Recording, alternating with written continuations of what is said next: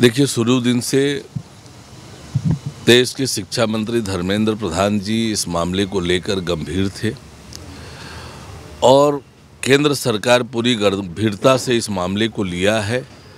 हर वो तरीके, हर वो उपाय सरकार कर रही है जिससे छात्रों के भविष्य के साथ कोई खिलवाड़ ना हो। सर, प्रियंका गांधी ये कह रही कि बीजेपी शासन के तहत शैक्षणिक घोटाला देश के भविष्य के अंधकार में ढकेल रहा है। देखिए, जैसे मैंने कहा कि भारत सरकार इस मामले को लेकर पूरी गंभीर है और जो अब तक जांच में तथ्य आ रहे हैं वो किशोर संकेत करते हैं, पर भारत सरकार पूरी तरह से सजग है और छात्रों के भविष्य के साथ किसी तरह का खिलवाड़ ना हो, यह सुनिश्चित करने की पूरी तैयारी और उस ढंग से काम भारत सरकार कर रही है। ये मुख्यमंत्री जी आज राज्यसभा में चर्चाएं भी हैं, तो उस बीच मुलाकात हो रही है। देखिए, दोनों राज्य के मुखिया हैं, आपस में मिलना होता है, पर वास्तव में किन विषयों पर चर्चा होगी ये तो माननीय मुख्यमंत्री जी ही बता पाएंगे। सर, टीएमसी ये कह रही है कि ये केंद्र सरकार का घोटाला है और पीएम के नेतृत्व में ये हो रहा है। देखिए, आज जिस प्रकार से ये विपक्षी दल इस मामले को लेकर राजनीति कर रहे हैं, ये ठीक नहीं है। केंद्र सरकार पूरी तरह से सजग है और कठोर से कठोर कार्रवाई इस मामले में कर रही है। मंत्रिमंडल विस्तार के बीच मुख्यमंत्री मिल रहे हैं, मंत्रिमंडल को लेकर किस तरह से, क्योंकि विधानसभा का सत्र भी है, पहले क्या माने?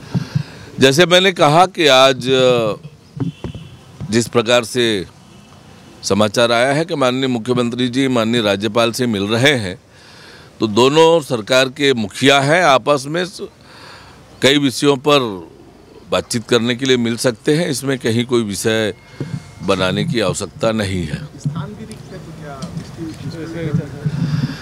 देखिए, मैंने कहा कि वास्तव में मंत्रिपरिषद के बारे में निर्णय करने का विशेषाधिकार माननीय मुख्यमंत्री जी को है। वो उचित समय देखकर वो उचित निर्णय करेंगे। ये भूपेश बघेल जी कह रहे हैं गंभीर आरोप की पूरे देश में आरएसएस और बीजेपी के लोगों को कुलपति और जो कुलसचिव के पद है उस पर लाया जा रहा है, सीधे सीधे संवैधानिक ढांचों पर हमला हो रहा है। कैसे देखते हैं? देखिए, आज इस प्रकार की बेतुकी बयानबाजी भूपेश बघेल जी ना करें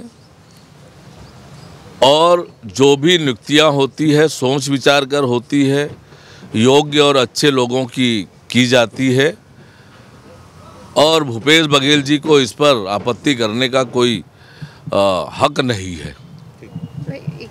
भैया, इन निगम चुनावों को लेकर बीजेपी और कांग्रेस दोनों के ही नेता एक्टिव हो गए हैं और जो पुराने पूर्व मंत्री हैं वो भी महापौर चुनाव लड़ने के लिए इंटरेस्ट दिखा रहे हैं। प्रणाली को लेकर अभी तक फैसला नहीं। देखिए, राज्य सरकार नगरीय निकायों की चुनाव की तैयारियां प्रारंभ कर दी है।